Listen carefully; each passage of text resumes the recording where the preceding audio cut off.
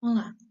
Nesse vídeo, nós vamos falar sobre os riscos ambientais que existem nos locais de trabalho. Bom, nós temos uma classificação que divide os riscos em 5 categorias. Nós temos riscos físicos,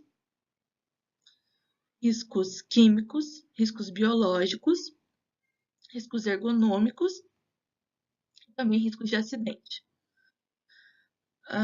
Dentro dos riscos físicos, nós vamos ter ruído, vibrações, calor, frio. Gente, lembrando aqui, calor e frio são temperaturas extremas, tá? Então, não é o calor normal que tem no ambiente ou, hoje está um dia quente, eu estou exposto ao risco físico calor. Não, não é assim, tá? São temperaturas extremas, né? Então, o calor, para ele ser considerado, né? Ele considera duas fontes de calor, na verdade, a fonte externa e interna. Então, quando é analisado o risco calor, a gente sempre pensa no ambiente onde a pessoa está trabalhando, digamos, ela pode estar trabalhando próximo a uma fonte de calor, por exemplo, um forno, uma chapa, um fogão, uma fornalha, ou então que é fontes externas, ou ainda ela pode estar trabalhando a céu aberto, no sol mesmo, exposta ao sol, que também pode ser uma fonte de calor. E a outra condição é a fonte de calor interna. O nosso organismo, ele gera calor. Dependendo da atividade que a gente faz, ele vai gerar mais calor. Então, quanto mais pesada for a atividade, mais desgastante ela for, mais calor o nosso corpo vai gerar também. E aí, juntando essas duas condições, calor interno e externo, é que vai ser determinado, né, se esse agente calor vai ser um risco ou não para a saúde do trabalhador. Mas então fique claro, né, que esse calor que a gente está falando são calor em temperatura extrema, ok? Que eu não vou me aprofundar, outro dia a gente vê uma aula só sobre calor. Frio, também temperatura extrema, ok? Estamos falando do frio de quem trabalha em câmera fria, tá bom? Esse é o frio que causa, inclusive, insalubridade. Claro que pessoas que trabalham, por exemplo, lá no sul do país, São José dos Ausentes, uma cidade das mais frias do país. A pessoa trabalha a céu aberto também, na rua, né? 8 horas da manhã, tá indo trabalhar, geada, caindo neve. Por mais que o frio que essa pessoa esteja exposta não gere insalubridade, ele pode causar danos à saúde e eu vou proteger esse trabalhador também, tá? Mas quando a gente fala do frio aqui, são sempre temperaturas extremas.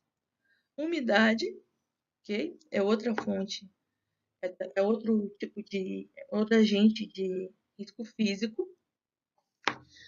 A radiação não ionizante, radiação ionizante, pressões anormais. Gente, é esse o conjunto de risco físico, tá? O pessoal costuma confundir muito aqui e achar que, por exemplo, esforço físico é um risco físico. Tem a palavra físico, é físico. Não, não é. Outra coisa que confunde muito, por exemplo, aqui, ó, arranjo físico inadequado. Risco físico. Não, não é. Fratura, risco físico. Não, tá? Então, risco físico são formas de energia, né, que vão chegar na pessoa e que vão causar danos à sua saúde. Então, o risco físico está apenas nesses agentes que estão citados aqui no quadro. Ruído, vibrações, que pode ser corpo inteiro ou apenas em partes do corpo, calor extremo, frio extremo, umidade, radiação não ionizante, radiação ionizante e pressões anormais, ok? Essas são as categorias dos agentes que a gente tem aqui dentro do risco físico. Químico. Químico nós temos, você vai encontrar várias tabelas fazendo assim, ó, poeira, fumos, névoas, neblinas, gases e vapores. Na verdade, aqui o que eu tenho, poeira, fumos, névoas, neblinas, gases e vapores, é a forma como esse risco se apresenta, que é uma forma em partículas respiráveis, e que é uma das formas de mais contaminação que eu tenho de risco químico é dessa forma, tá?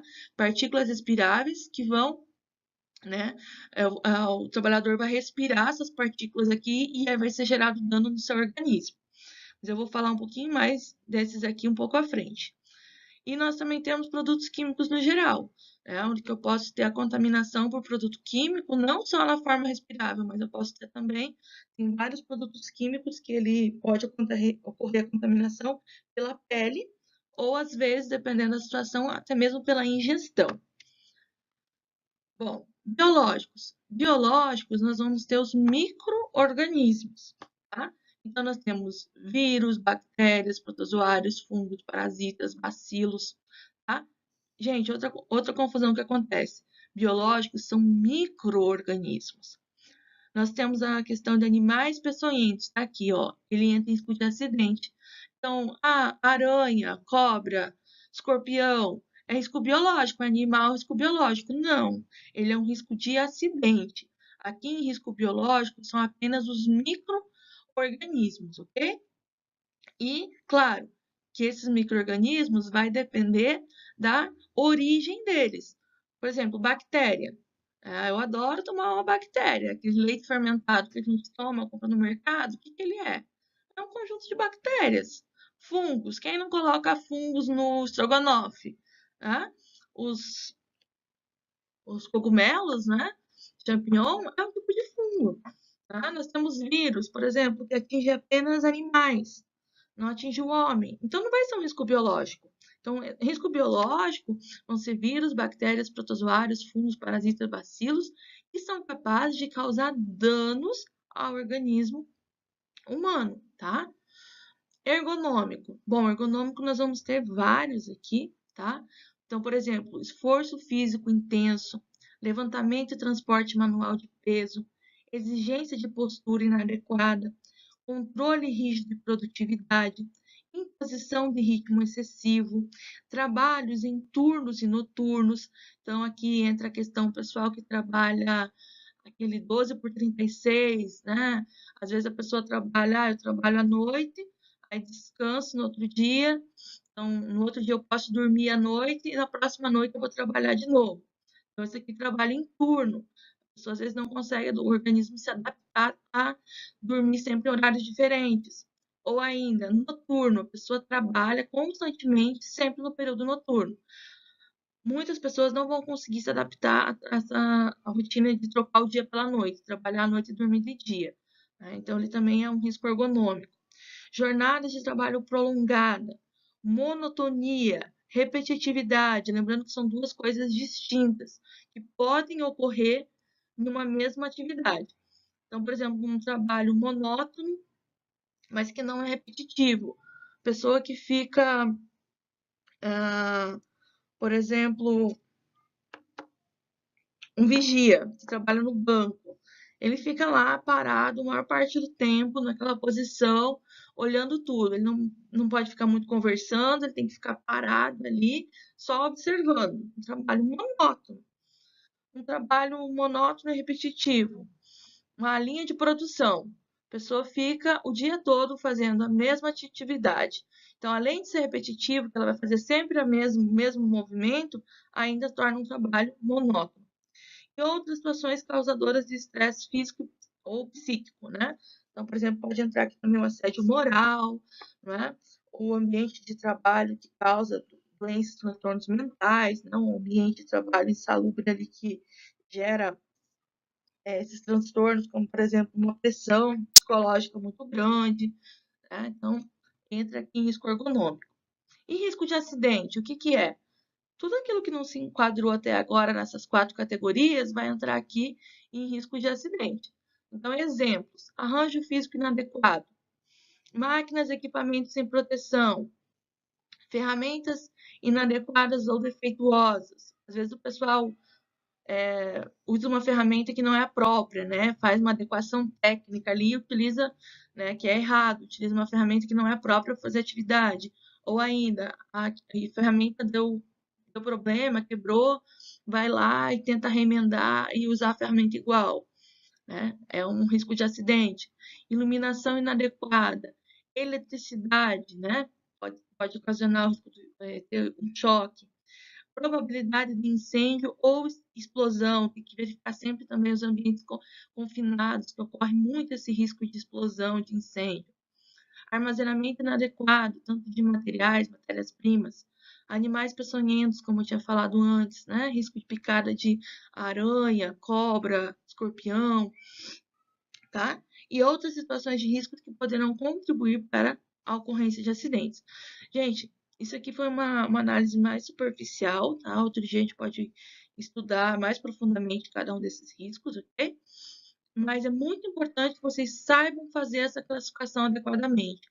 O que é risco físico, o que é químico, o que é biológico, o que é ergonômico e o que é de acidentes. É importante vocês saberem fazer essa classificação. O profissional de segurança do trabalho precisa aprender a fazer a classificação corretamente dos riscos. Bom, agora aqui, eu falei para vocês, né, que eu ia falar um pouquinho mais sobre a poeira, fumos, névoas e neblinas. Então, uma explicação que eu vou dar para vocês é sobre o que essa informação poeira, o que essa informação fumos, névoa, o que ela é importante eu saber disso. Primeiramente, muitas vezes vocês vão verificar, vão achar essa palavra, aerodispersóides. Vocês não acharam aí em algum determinado momento da profissão, vocês vão verificar. Aerodispersóides. O que são aerodispersóides? Aerodispersóides são partículas sólidas ou líquidas, tão pequenas que eu posso respirar elas, tá? Então, esses são aerodispersóides, são partículas pequenas, tamanhos respiráveis, que o material se encontra no estado sólido ou no estado líquido, tá? Então, esses são os aerodispersóides. E aí eu tenho também, claro, os gasosos, né? Então, eu tenho ou aerodispersóides ou substâncias gasosas, tá? Dentro dos respiráveis. Bom, dentro dos sólidos, a gente vai ter poeira, fibras, fumos. Qual que é a diferença básica aqui? Então, são todas partículas sólidas, tá? Vou respirar partículas sólidas, pequenininhas sólidas, que vai causar danos ao organismo. Primeiramente, a gente tem a forma de geração. Então, por exemplo, a poeira, a fibra, geralmente a ruptura vai ser mecânica. Geralmente não, vai ser uma ruptura mecânica. Ou seja, o processo de moer, triturar, lixar, explosão de rocha, são todas rupturas mecânicas, onde aquele material que era uma rocha grande, por exemplo, vai se diluir em pequenas partículas, inclusive em partículas tão pequenas que possam ser respiráveis. Então, aí eu tenho a poeira. A fibra, da mesma forma. O que diferencia a poeira da fibra? É que a fibra, ela é um filamento longo e fino. Então, enquanto a partícula vai ser uma partícula aqui mais um tamanho mais constante, digamos assim, né? Vai ter comprimento e largura aproximadamente igual. A fibra não, ela vai ser uma partícula longa e fina. Então, isso que diferencia a poeira da fibra, ok? E os fumos? Os fumos também são partículas sólidas, só que o processo de geração dos fumos é bem diferente. Então, como que ele vai acontecer? Ele vai acontecer num processo físico, aonde que, lembra lá quando vocês estudaram em ciências lá, que a gente tinha um material sólido, quando acontece processo de calor, ele vai virar líquido, depois ele vai virar vapor. É assim que acontece?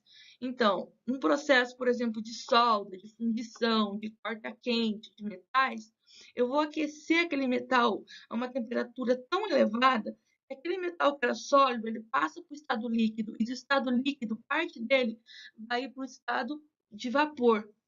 Esse vapor, ele vai subir na atmosfera e ele vai resfriar, porque ele vai ficar longe da fonte de calor ali, por exemplo, da solda. Quando ele resfria, ele vai condensar esse vapor e vai voltar para o seu estado original, que era o sólido, tá? Vai voltar para o seu estado original, que era sólido. Só que agora ele voltou em formato de partículas muito pequenininhas, que são respiráveis. Por que é importante eu saber essa diferença aqui, né, da poeira dos fumos, por exemplo?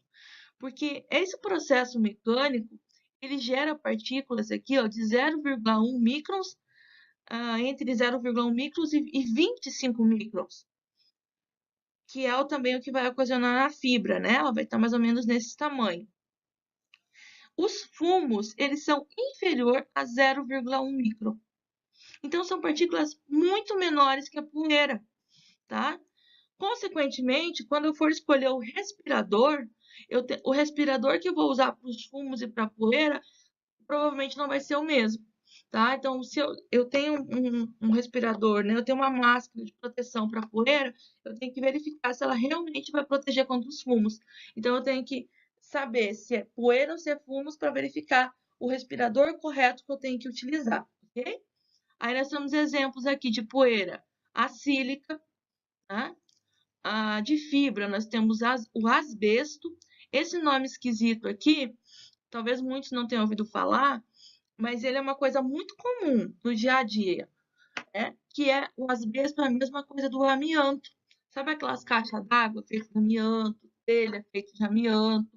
Então, quem trabalha, né, com a fabricação de materiais feitos dessa substância, né, o asbesto, então, também conhecido como amianto, corre um grande risco, né? Ele pode ter uma doença muito grave chamada asbestose, dentre outras doenças graves que pode desenvolver também, tá? Então, essas fibras, tá, do asbesto pode gerar doenças muito graves. Fumos, eu dei só um exemplo aqui do chumbo, mas vai depender muito do metal que está sendo utilizado ali na solda, na fundição, tá? Então, vai ter vários metais ali que vão ser utilizados, dependendo do metal que você está utilizando, né? Você vai ter uma origem, dependendo da origem, você vai ter danos diferentes para o organismo da pessoa. Então, está exposto ao chumbo, está exposto ao cobre, ao alumínio. Então, dependendo do metal que está sendo utilizado, vai gerar fumos, né, desse metal, e aí o dano para o organismo é diferente. Bom, dentro dos líquidos, eu tenho névoa e neblina. Ambos são partículas líquidas. Diferença: a névoa é formada por ruptura mecânica. Exemplo, sendo gerado por pulverizador de pintura. Tá? Então, tem aquilo que eles colocam a tinta, o equipamento vai pulverizar a tinta na parede. Vai gerar o quê? Uma névoa dessa tinta. E essa névoa vai ter um tamanho que varia de 0,01 até 10 microns. Já a neblina, ela é formada pelo mesmo processo que eu expliquei para vocês do fumos, né? Então, o líquido que eu tenho, que numa temperatura normal aquele elemento é líquido, com o calor, ele vai evaporar, chegando na atmosfera, ele vai resfriar novamente, então vai condensar esses vapores, ele vai voltar ao seu estado líquido. Só que agora ele vai ser líquido em pequenas partículas, tá? Pequenas partículas em tamanho respirável, ok? E aí vai depender da composição dele para determinar também se ele é um risco químico ou não, ok? Então, por exemplo, aqui eu coloquei o gás sulfúrico. Ele reage com o vapor de água e forma uma neblina de ácido sulfúrico, tá? Então, a neblina ou a névoa só de água não é um risco químico, tá? O risco químico é um líquido, ok? Ele tem as substâncias químicas capazes de gerar doenças no trabalhador, ok? E aí, a névoa ela é gerada por um processo mecânico e a neblina é gerada por um processo de condensação de vapores. Gasosos. Gasosos, a gente tem gases e vapores. O que diferencia um do outro? É que os gases, a gente tem que em temperatura e pressão normal, então, por exemplo, temperatura aproximadamente 25 graus, pressão 760 milímetros de mercúrio, na temperatura e pressão normal, aquela substância ele está no estado gasoso. E o vapor? O vapor não. O vapor na temperatura e pressão normal, ele é ou um sólido ou um líquido. Ou seja, eu vou encontrar vapor em ambientes muito quentes, tá? Eu vou ter que ter ou com uma pressão diferenciada. Aí eu vou encontrar aquela substância no estado vapor. Agora, entrou na temperatura e pressão normal, aquela substância volta a ser líquido ou volta a ser vapor. Qual que é a importância aqui? Novamente, tanto aqui para os líquidos como para os gasosos, o tipo de proteção a ser utilizado vai ser diferente. Então, o respirador que você vai, a proteção respiratória que você vai utilizar para poeira é uma, para líquidos é outra, para gasosos são outra, tá? São completamente diferentes. Não pode usar a mesma, você vai ter que a proteção é diferente, tá? Por exemplo, para o gasoso aqui, você utilizar, claro que você vai estar já protegido de líquido e de sólidos, mas é um tipo de proteção mais cara, né? Então, se eu tenho sólido, eu vou utilizar de sólido, que é uma proteção mais barata, tá bom? Então, eu tenho que saber o tipo de... Se eu tenho poeira, fumos, névoas, neblina, gases, essa informação vai ser crucial para determinar o tipo de proteção que vai utilizar. Tanto proteção individual, EPI, como para também a proteção coletiva. Por exemplo, a poeira, eu posso usar um sistema de exaustão que utiliza um filtro de mangas, que vai coletar essas partículas de poeira. Já se eu tiver um gás, eu posso usar um sistema de exaustão, mas que vai ter uma centrífuga de gases para coletar esse gás. Tá? Então, tá vendo? Tanto a proteção coletiva como a individual, ela vai ter particularidades a depender de como que essas partículas que estão no ambiente, se é sólidas, líquidas ou gasosas. Um outro fator interessante aqui entre gás e vapor é que se a substância que eu tenho é um gás, ela pode expulsar todo o ar do ambiente. Então, eu posso ter aqueles ambientes, por exemplo, ambiente confinado acontece muito, onde tem a geração de um gás, esse gás expulsa todo o ar do ambiente e fica ocupando só o gás. E a pessoa entra ali, ela pode, inclusive, vir a óbito, tá? Por falta de oxigênio. Então, é muito perigoso isso. Já o vapor, não. O vapor, ele nunca vai deslocar todo o ar do ambiente. Ele vai chegar a um ponto que ele vai saturar o ar daquele ambiente. Tá? Então, essa também é uma diferença importante entre gás e vapor. Aí eu coloquei exemplo aqui de gás, né? O gás sulfídrico e vapor, um elemento que pode gerar o vapor, o mercúrio. Vocês tenham gostado da aula.